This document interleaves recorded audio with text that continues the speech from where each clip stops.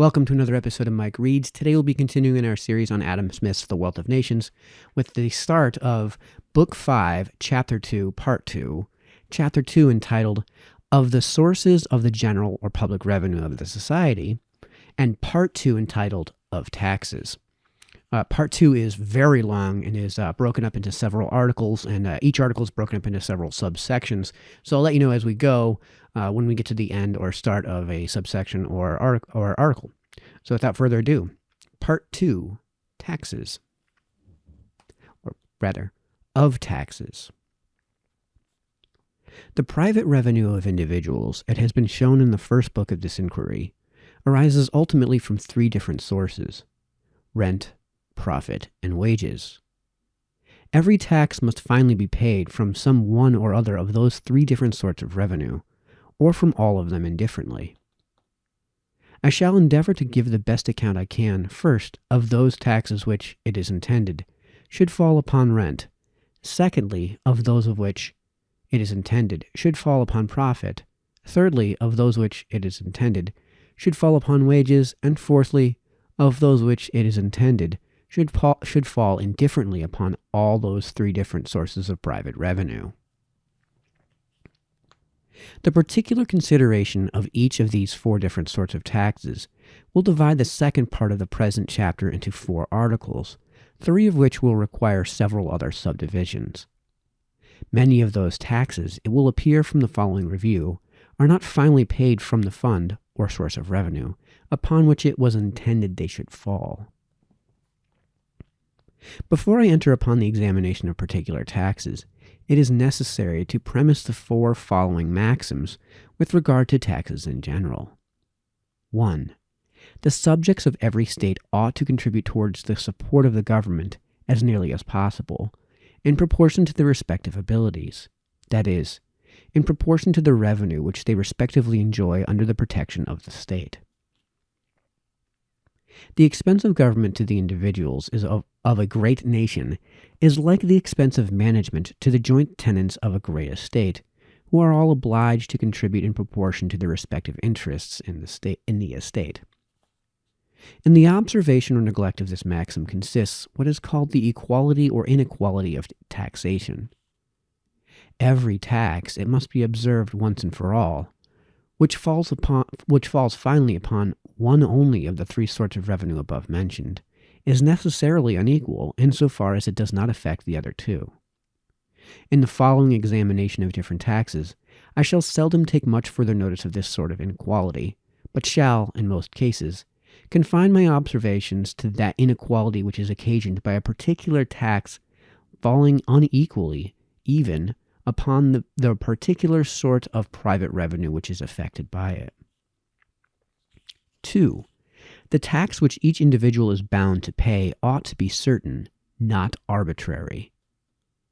The time of payment, the manner of payment, the quantity to be paid ought to be clear and plain to the contributor and to every other person. Where it is otherwise, every person subject to the tax is put more or less in the power of the tax gatherer, who can either aggravate the tax upon any obnoxious contributor or extort, by the terror of such aggravation, some present or prerequisite to himself.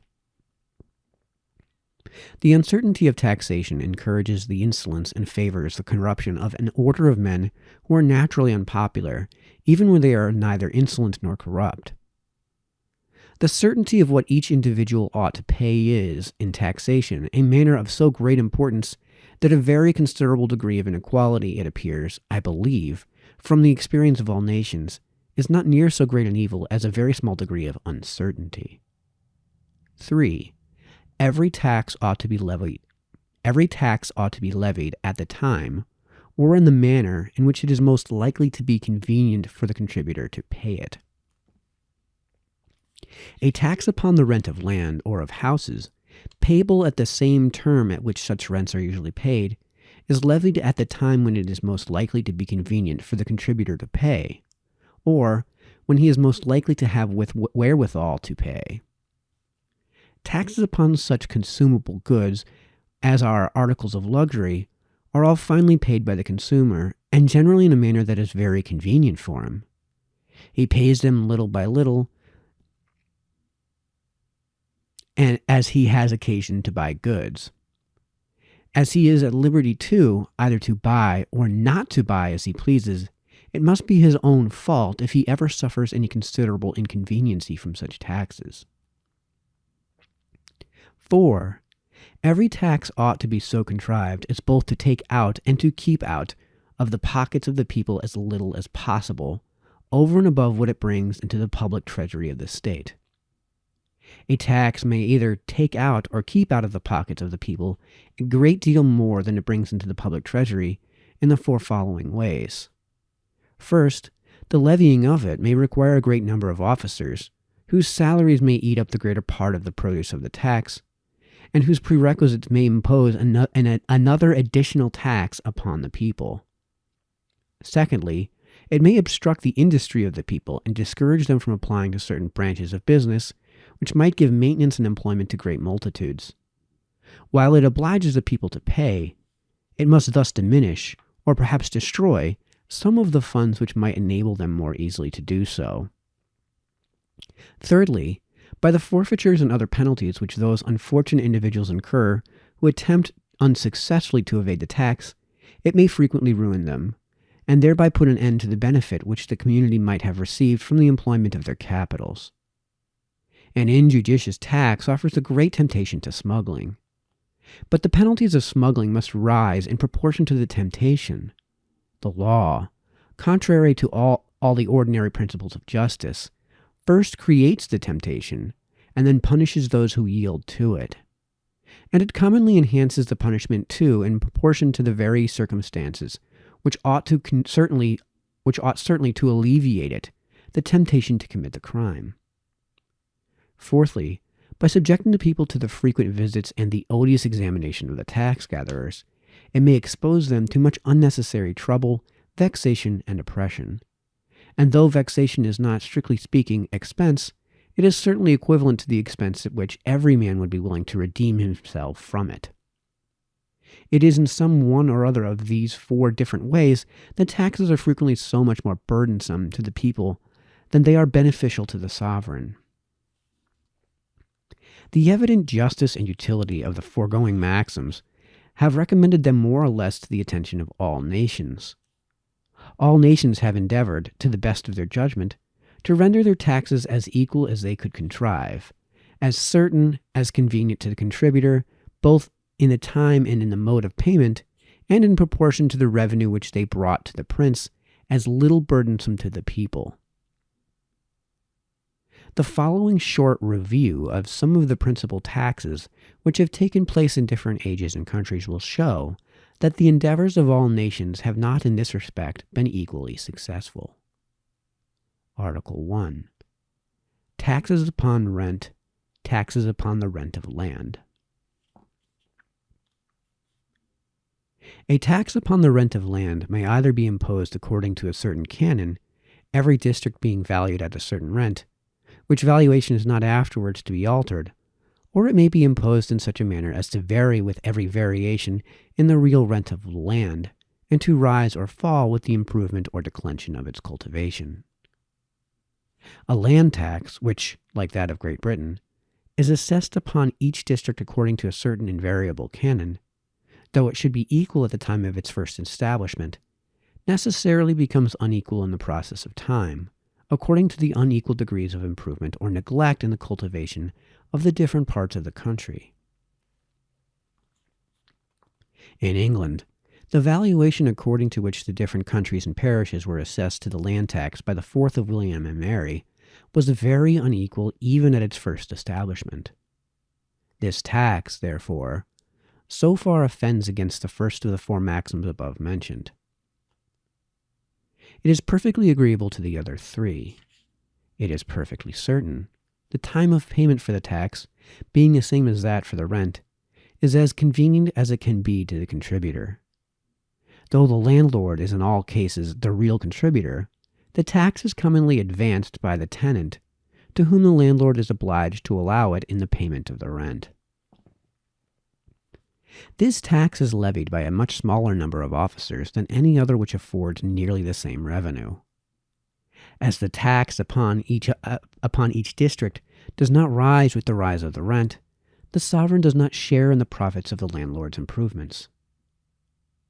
Those improvements sometimes contribute, indeed, to the discharge of the other landlords of the district. But the aggravation of the tax, which this may sometimes occasion upon a particular estate, is always so very small that it can never discourage those improvements, nor keep down the produce of the land below what it would otherwise rise to. As it has no tendency to diminish the quantity, it can have none to raise the price of that produce. It does not obstruct the industry of the people.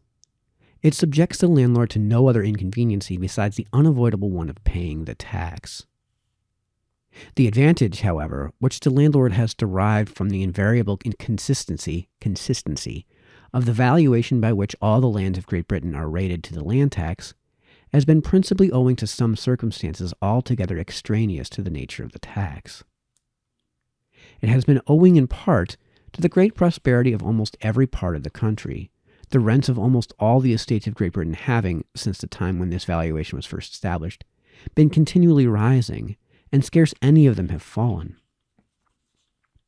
The landlords, therefore, have almost all gained the difference between the tax which they would have paid according to the present rent of their estates, and that which they actually pay according to the ancient valuation. Had the state of the country been different, had rents been gradually falling in consequence of the declension of cultivation, the landlords would almost all have lost this difference. In the state of things which has happened to take place since the Revolution, the constancy of the valuation has been advantageous to the landlord and hurtful to the sovereign. In a different state of things, it might have been advantageous to the sovereign and hurtful to the landlord. As the tax is made payable in money, so the valuation of the land is expressed in money. Since the establishment of this valuation, the value of silver has been pretty uniform, and there has been no alteration in the standard of the coin either as to weight or fineness. Had silver risen considerably in its value, as it seems to have done in the course of the 2 centuries which preceded the discovery of the mines of America, the constancy of the valuation might have proved very oppressive to the landlord. Had silver fallen considerably in its value, as it certainly did for about a century at least after the discovery of those mines, the same constancy of the valuation would have reduced very much this branch of the revenue of the sovereign. Had any considerable alteration been made in the standard of the money, either by sinking the same quantity of silver to a lower denomination, or by raising it to a higher, had an ounce of silver, for example, instead of being coined into 5 shillings and 2 pence, been coined either into pieces which bore so low a denomination as 2 shillings and 7 pence, or into pieces which bore so high a one as 10 shillings and 4 pence, it would in the one case have hurt the revenue of the proprietor, in the other that of the sovereign. In circumstances, therefore, somewhat different from those which have actually taken place, this constancy of valuation might have been a very great inconveniency, either to the contributors or to the Commonwealth. In the course of ages, such circumstances, however, must at some time or other happen. But though empires, like all the other works of men, have all hitherto proved mortal, yet every empire aims at immortality. Every constitution, therefore, which is meant should be as permanent as the empire itself, ought to be convenient not in certain circumstances only, but in all circumstances, or ought to be suited not to those circumstances which are transitory, occasional, or accidental, but to those which are necessary and therefore always the same. A tax upon the rent of land, which varies with every variation of the rent, or which rises and falls according to the improvement or neglect of cultivation, is recommended by that sect of men of letters in France who call themselves the economists as the most equitable of all taxes. All taxes, they pretend, fall ultimately upon the rent of land, and ought therefore to be imposed equally upon the fund which must finally pay them. That all taxes ought to fall as equally as possible on the fund which must finally pay them is certainly true. But without entering into the disagreeable discussion of the metaphysical arguments by which they support their very ingenious theory, it will sufficiently appear from the following review: what are the taxes which fall finally upon the rent of land, and what are those which fall finally upon some other fund? In the Venetian territory, all the arable lands which are given in lease to farmers are taxed at 1/10 of the rent. The leases are recorded in a public register, which is kept by the officers of revenue in each province or district. When the proprietor cultivates his own lands, they are valued according to an equitable estimation, and he is allowed a deduction of 1/5 of the tax, so that for such lands he pays only 1/8, only 8 instead of 10%, of the supposed rent. A land tax of this kind is certainly more equal than the land tax of England. It might not, perhaps, be altogether so certain, and the assessment of the tax might frequently occasion a good deal more trouble to the landlord. It might, too, be a good deal more expensive in the levying. Such a system of administration, however, might perhaps be contrived as would, in a great measure, both prevent this uncertainty and moderate this expense. The landlord and tenant, for example, might jointly be obliged to record their lease in a public register. Proper penalties might be enacted against concealing or misrepresenting any of the conditions, and if part of those penalties were to be paid to either of the two parties who informed against and convicted the other of such concealment or misrepresentation, it would effectually deter them from combining together in order to defraud the public revenue. All the conditions of the lease might be sufficiently known from such a record. Some landlords, instead of raising the rent, take a fine for the renewal of the lease. This practice is in most cases the expedient of a spendthrift, who for a sum of ready money sells a future revenue of much greater value. It is in most cases, therefore, hurtful to the landlord. It is frequently hurtful to the tenant, and it is always hurtful to the community. It frequently takes from the tenant so great a part of his capital, and thereby diminishes so much his ability to cultivate the land, that he finds it more difficult to pay a small rent than it would otherwise have been to pay a great one. Whatever diminishes his ability to cultivate necessarily keeps down, below what it would otherwise have been, the most important part of the revenue of the community.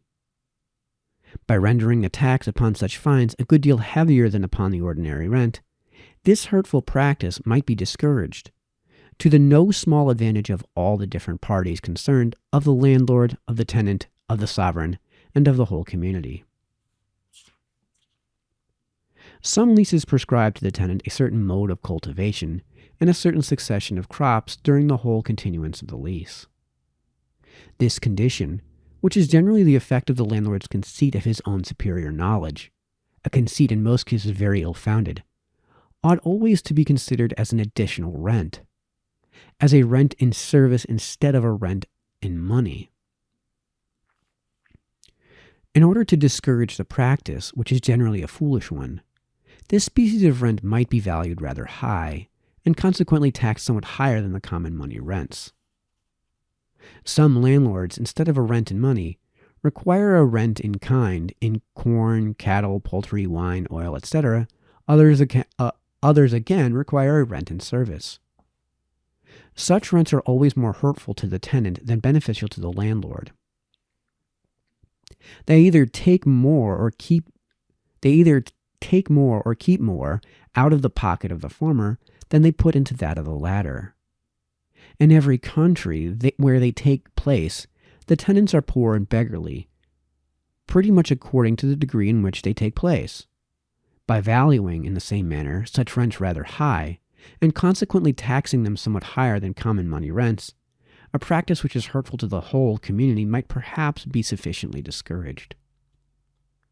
When the landlord chose to occupy himself a part of his own lands, the rent might be valued according to an equitable arbitration of the farmers and landlords in the neighborhood, and a moderate abatement of the tax might be granted to him in the same manner as the Venetian territory, provided the rent of the lands which he occupied did not exceed a certain sum. It is of importance that the landlord should be encouraged to cultivate a part of his own land. His capital is generally greater than that of the tenant, and with less skill he can frequently raise a greater produce. The landlord can afford to try experiments and is generally disposed to do so. His unsuccessful experiments occasion only a moderate loss to himself. His successful ones contribute to the improvement and better cultivation of the whole country. It might be of importance, however, that the abatement of the tax should encourage him to cultivate to a certain extent only. If the landlords should, the greater part of them, be tempted to farm the whole of their own lands, the country, instead of sober and industrious tenants who are bound by their own interest to cultivate as well as their capital and skill will allow them, would be filled with idle and profligate bailiffs, whose abusive management would soon degrade the cultivation and reduce the annual produce of the land to the diminution not only of the revenue of their masters, but of the most important part of that whole of the society. Such a system of administration might, perhaps, free a tax of this kind from any degree of uncertainty which would occasion either oppression or inconveniency to the contributor, and might at the same time serve to introduce into the common management of land such a plan or policy as might contribute a good deal to the general improvement and good cultivation of the country. All right, that actually creates a good stopping point for us. We will continue in our read with Adam Smith's The Wealth of Nations with Chapter 2, Part 2. And until then, this is Mike, signing off.